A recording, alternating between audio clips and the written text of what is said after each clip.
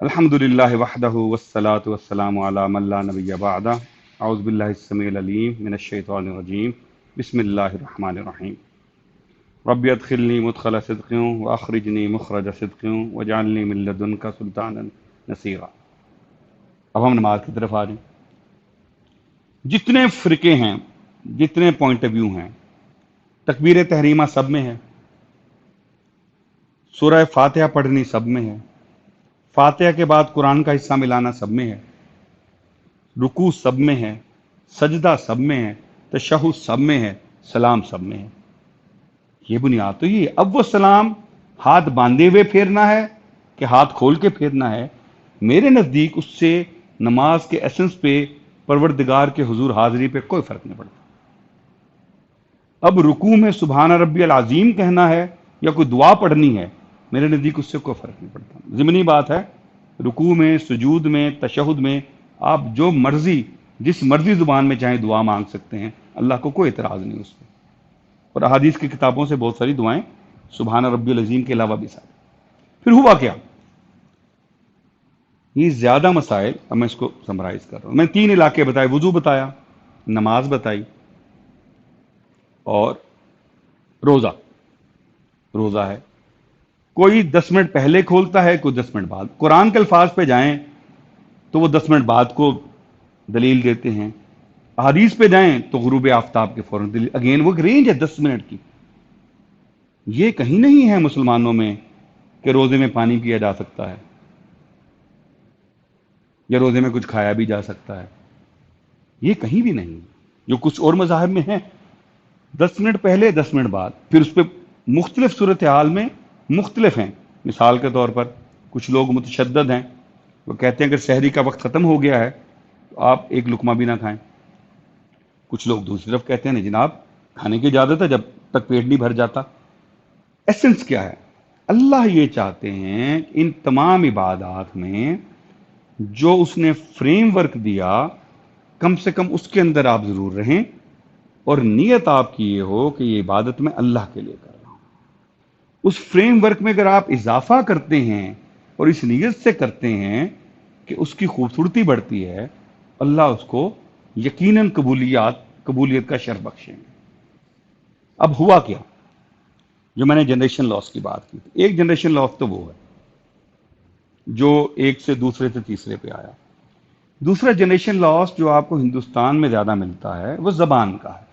عربی ہماری زبان نہیں ہے، یہاں تراجم ہوئے، تراجم بھی تراجم در تراجم ہوئے، عربی سے فارسی میں، فارسی سے پھر اردو میں، پھر اردو سے آگے۔ ترجمہ کرتے ہوئے مفاہیم کئی دفعہ بدل جاتے ہیں۔ میں مثال دیتا ہوں ایک چھوٹی سی، تفصیل پھر کبھی، کیونکہ سے پھر اختلافات کے پہلو نکلتے ہیں جن کو اوائڈ کرنا میرا نصب العین ہے۔ ہمارے ہاں ہندوستان پاکستان میں اردو بولنے والوں میں ابھی بھی شریعت سے مراد لی جاتی ہے اللہ کا دین اور اللہ کے احکامات۔ یہ اس کا امپلائیڈ مین، اصل معنی نہیں۔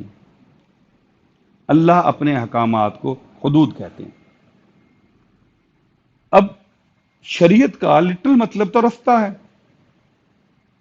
اب اگر کوئی بندہ یہ کہے کہ جناب یہ امام احمد رضا کی شریعت ہے، اس میں کوئی غلط بات نہیں، لیکن اگر آپ شریعت کا وہ مطلب لیں جو اس کا لغوی مطلب ہے، اگر آپ تو ریلیٹ کر دیں گے شریعت کو اللہ کے احکامات سے، پھر گڑبڑ ہے، پھر تو امام احمد رضا کے پاس ایسی کوئی گنجائش نہیں ہے۔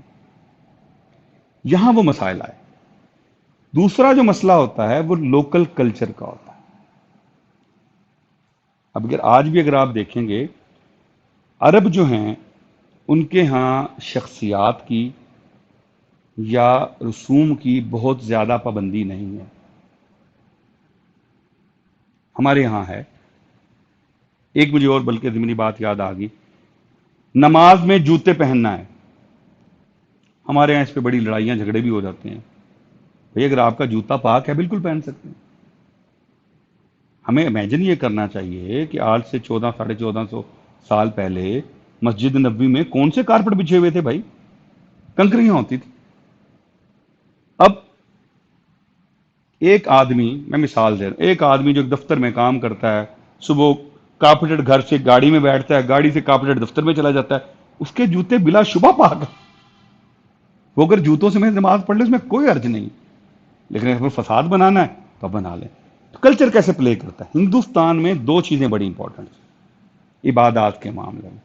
ایک، ہندوؤں نے بڑے تکلیف دہ پروسیس بنائے ہوئے تھے عبادات کے، ایک ٹانگ پہ کھڑے ہونا ہے، آسن لے کے کھڑے ہونا ہے، اندھیرے میں جانا ہے، تو وہ ہم نے بھی سیکھ لیے۔ ہمیں خیال آیا شاید نماز میں خود کو اذیت میں ڈالنا شاید کو کار خیر ہے۔ ہمارے یہاں ابھی بھی کچھ بہت پہنچے ہوئے بزرگ جو ہیں وہ کس طرح کی باتیں کرتے ہیں کہ جناب میں نے 40 رات ایک ٹانگ پہ کھڑے ہو کے آیت کریمہ کا چلہ کاٹا ہے۔ کوئی گنجائش نہیں ایسی، اللہ کو بالکل ضرورت نہیں ہے ایک ٹانگ پہ کھڑا ہونے کی۔ ایک وہ چیز آئی، دوسری شخصیات آئیں۔ اگین میں اس کو ہسٹوریکلی ڈیبیٹ کرنے کے لیے تیار ہوں۔ ہندو بھی جن لوگوں کو اب وہ خدا مانتے ہیں ہماری طرف سے، وہ ان کو اللہ نہیں مانتے، وہ ان کے بابے ہی ہیں، ان کے بزرگ ہیں۔ ہم نے مزار بنایا، انہوں نے تصویر ہی بنا لی، فرق صرف اتنا۔ لیکن اسلام میں چونکہ کچھ چیزوں پہ بہت کلیئرٹی تھی، ہم کسی اپنے بزرگ کا فوٹو نہیں بنا کے لگاتے، ہم لگا بھی نہیں سکتے، پھر اس کو گڈمڈ کرتے ہیں۔ مثال کے طور پر زیارت قبور بالکل کرنی چاہیے جی، جائیں کیوں نہ جائیں، ان کے لیے فاتحہ پڑھیں، پھر اس کو گڈمڈ نہ کریں۔ تو یہ گڈمڈ ہوتا ہے لوکل ریچول سے، لوکل کلچر سے۔ تو لب لباب یہ ہے کہ آج کے زمانے میں میری ریکمنڈیشن یہ ہے ہر پڑھے لکھے آدمی کو خود سے بھی پڑھ لینا چاہیے، جو بیسک ہے وہ جہاں بھی ڈھونڈیں گے وہ کامن ملے گا، بیسک پہ چلے جائیں پہلے۔ وقت نمازیں ہیں، فرائض تو ادا کریں نا جی، وقت پہ ادا کریں۔ زکوٰۃ ہے سب کی کامن ہے، روزہ ہے سب کا کامن ہے۔ آپ کو جلدی بھوک پیاس لگتی ہے، آپ بالکل غروب آفتاب ہوتے افطار کر لیں، اللہ کو اس سے فرق نہیں پڑتا۔ اچھا میں یہ جو کہتا ہوں، اور میں ڈے ون سے کہتا تھا کہ جب کوئی بات ہوتی ہے میں اپنی طرف سے نہیں کہہ سکتا، اللہ کو فرق نہیں پڑتا کہ میں کہاں سے لایا ہوں، کہ قرآن سے لایا ہوں۔ قربانی کے کیس میں اللہ نے کلیئرلی بتایا ہوا ہے کہ مجھے تمہاری قربانی کا نہ خون پہنچتا ہے نہ گوشت، باقی عبادات میں بھی اللہ کو نہیں یاد پہنچتی۔ بیئر منیمم جو ہے، جو کامن ہے، وہ ایک ہی ہے، اس میں کوئی اختلاف نہیں ہے۔ ایسا کوئی فرقہ مسلمانوں میں نہیں ہے جو کہ نمازیں 3 ہیں اصل میں، جو 3 پڑھتے ہیں کہتے وہ 5 ہی ہیں۔ ظہرین کا مطلب ہے تو 2 ظہریں، مغربین کا مطلب ہے 2 مغربیں، 5 ہو جاتی ہیں۔ ایسا کوئی فرقہ نہیں ہے جو کہ جی شعبان میں روزے رکھنے ہوتے ہیں، ایسا کوئی فرقہ نہیں ہے جو کہ زکوٰۃ 2.5% نہیں ہے، ایسا کوئی فرقہ نہیں، ایسا کوئی فرقہ نہیں ہے جو کہ نمازیں 3 ہیں، یا ایسا کوئی فرقہ نہیں ہے جو کہے کہ آخرت نہیں ہے، ایسا کوئی فرقہ نہیں جو کہے کہ خنزیر حلال ہے۔ یہ بیسکس ہیں۔ اللہ نے آنے والے تمام وقتوں کے انسانوں اور مسلمانوں کے لیے ایک فریم ورک دے کے اس کو چھوڑ دیا۔ تقویٰ کا تقاضا یہ ہوتا ہے آپ اس فریم ورک میں رہتے ہوئے جو رول ماڈل ہیں رسول اللہ صلی اللہ علیہ وآلہ وسلم، اسوہ حسنہ جو ہے اس کو فالو کریں، جہاں خامی کمی کوتاہی ہو جائے وہاں معافی مانگ لیں۔ وما علینا الا البلاغ المبین۔